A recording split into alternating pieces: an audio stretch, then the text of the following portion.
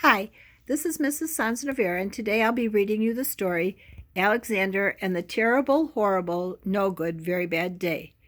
I went to sleep with gum in my mouth, and now there's gum in my hair. And when I got out of bed this morning, I tripped on the skateboard, and by my mistake, I dropped my sweater in the sink while the water was running. And I could tell it was going to be a terrible, horrible, no good, very bad day. At breakfast, Anthony found a Corvette Stingray car kit in his breakfast cereal box, and Nick found a junior undercover agent code ring in his breakfast cereal box. But in my breakfast cereal box, all I found was breakfast cereal. I think I'll move to Australia. In the carpool, Mrs. Gibson let Becky have a seat by the window. Audrey and Elliot got seats by the window, too. I said I was being scrunched. I said I was being smushed. I said if I don't get a seat by the window, I'm going to be carsick. No one even answered. I could tell it was going to be a terrible, horrible, no good, very bad day. At school, Mrs. Dickens liked Paul's picture of the sailboat better than my picture of the invisible castle. At singing time, she said I sang too loud. At counting time, she said I left out 16. Who needs 16? I could tell it was going to be a terrible, horrible, no good, very bad day. I could tell because Paul said I wasn't his best friend anymore. He said that Philip Parker was his best friend and that Albert Moyle was his next best friend and I was only his third best friend. I hope you sit on a tack, I said to Paul. I hope the next time you get a double-decker strawberry ice cream cone, the ice cream part falls off the cone part and lands in Australia.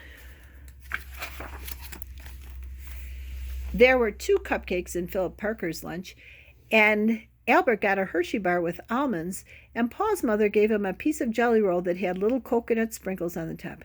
Guess whose mother forgot to put in dessert?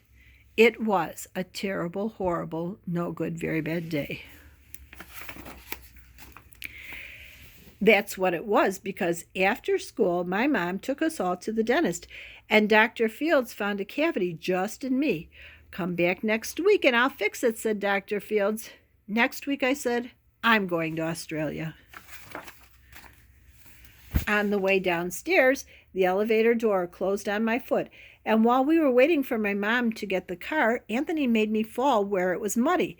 And then when I started crying because of the mud, Nick said I was a crybaby. And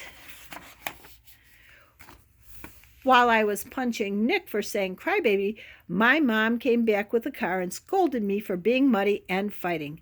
I'm having a terrible, horrible, no good, very bad day, I told everybody. No one even answered.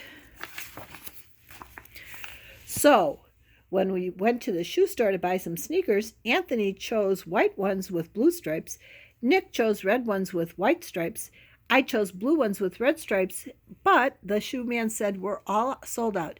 They made me buy plain old white ones, but they can't make me wear them.